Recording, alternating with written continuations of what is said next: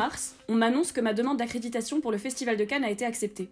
Je suis très vite super heureuse et excitée, je vais pouvoir voir des films sélectionnés car censés être les meilleurs des meilleurs et rencontrer des personnes incroyables et passionnantes.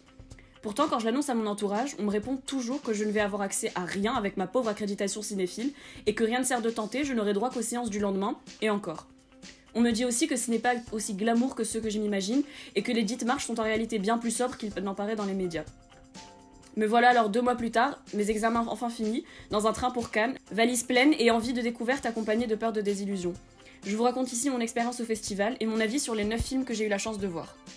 Ce qu'on ne montre pas sur Canal+ du festival, ce sont les festivaliers dépourvus d'invitation, mais qui ont une accréditation, qui se retrouvent à faire la manche devant les marches, mendiant les précieux billets jaunes ou bleus, sésame nécessaires à l'accès au Grand Théâtre Lumière et aux autres salles.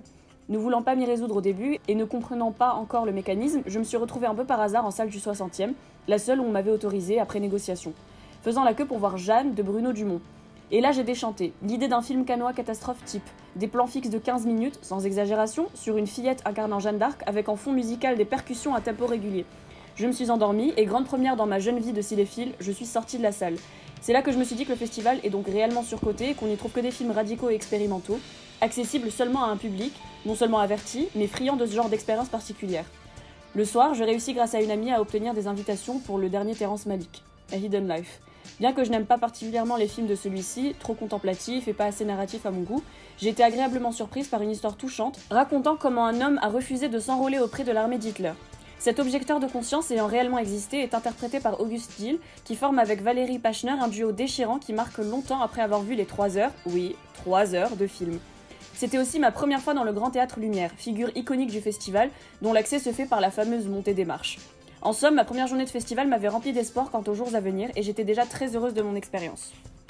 Le deuxième jour, je réussis par chance à attraper au vol une invitation pour voir Adam, premier film de Meriem Touzani, qui jouait auparavant dans les films de son mari Nabil Ayouch, également producteur de ce premier long métrage. Très jolie surprise. Le film est un cocon de douceur qui ne nous enveloppe que pour mieux percer la bulle violemment et nous rappeler la dure réalité qu'est la vie de mères célibataires et de femmes de manière générale au Maroc. Touchant au plus près pour moi, ce film est d'un réalisme poignant qui se permet des scènes de proximité entre les 2 personnages principaux, incarnés avec retenue, pudeur et force.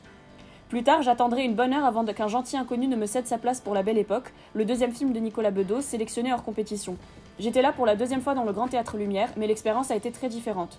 J'avais déjà adoré Monsieur et Madame Adelman, et le pari de la suite au premier est selon moi tenu ici. La Belle Époque garde certains des traits propres à Bedos, comme le personnage principal s'appelle encore une fois Victor, la vulgarité, le règlement des relations père-fils et homme-femme un peu autobiographique, la quasi-obsession pour la fellation, et d'autres. Mais on a quand même un film au scénario exceptionnel qui ne se prend pas au sérieux et qui raconte son bout d'histoire sans chercher à se donner un genre particulier. Les duos Guillaume Canet, Doria Tillier, Daniel Auteuil et Fanny Ardant, mais surtout Daniel Auteuil et Doria Tillier, fonctionnent à merveille et l'identification au concept abordé est naturelle. Peur de perdre ses souvenirs, incompréhension face à une époque surdématérialisée et numérique à l'absurde. Mais c'est surtout la fin de séance qui m'a marquée, et je pense à vie. L'équipe du film était présente, accompagnée de son réalisateur, contrairement à la projection de Malick, qui tient à sa discrétion de toujours. Cela voulait dire qu'à l'issue du film, Nicolas Bedos s'est retourné vers le public, ému au possible, le regard inquiet et fier. Ce moment n'a pas de pareil, voir un réalisateur réaliser, c'est le mot, ce qu'il a accompli, et ce que cela représente pour une salle pleine à craquer de 3000 personnes venues voir le film. Cette 2e journée cannoise m'avait d'autant plus fait d'effet, et j'étais d'autant plus excitée par la suite. Après 2 jours, j'avais une idée claire de la meilleure manière d'entrer dans le Grand Théâtre Lumière. Il faut repérer les personnes qui, 1. ne veulent ou peuvent pas aller à la séance pour X raisons, ou 2. ne pourront pas entrer car pas en tenue de soirée par exemple. Plus les jours avançaient, plus je me rendais compte de l'horreur de mes pensées, j'en suis arrivée à prier que des personnes viennent sans nœud papillon pour récupérer leur place. J'ai alors vu le jeune Ahmed, dernier poulain des frères Dardenne, dont je ne parlerai pas beaucoup car je n'y ai rien trouvé d'intéressant. Sorte de vlog naturaliste d'un adolescent embrigadé par l'imam de sa ville, en Belgique. Le film n'aboutit ni à la naissance d'une discussion, ni à la naissance de quoi que ce soit d'ailleurs. Le jeu détaché de l'acteur principal le rend parfois presque absent et rend d'autant plus difficile l'attachement, surtout vu la brièveté du film, tenant en moins d'1 heure et demie. Bien plus intéressant, j'ai vu en soirée Parasite, ou Ji-Saeng-chung de Bong Joon-ho. Le sud-coréen, habitué à parler de lutte des classes, le fait ici au départ dans une comédie grinçante et presque postiche par moments. Ce qui aurait en soi suffi à faire du film un chef-d'œuvre. Mais Bong opère une transition vers autre chose dont je ne parlerai pas pour ne pas spoiler, mais c'était juste grandiose et j'ai reçu une claque comme rarement dans ma vie, courez-y. Ce soir-là, au détour d'un piano-bar, j'ai réalisé à quel point la proximité entre personnalités du cinéma et lambda entre guillemets comme moi était grande. Xavier Dolan était à la table à ma gauche, Grégory Montel à ma droite, et les producteurs papillonnaient comme si de rien n'était. L'absurdité des soirées cannoises n'est pas que fantasme, se côtoient sans discrimination toute personne ayant un badge, bien que certaines entrées soient évidemment plus exclusives que d'autres. La musique, les discussions sur les films vus la journée même, les ragots sur les personnes croisées à l'instant, tout criait à l'absurdité. À de nombreuses reprises, je me suis sentie pas à ma place, mais j'avais l'impression que personne n'y était réellement.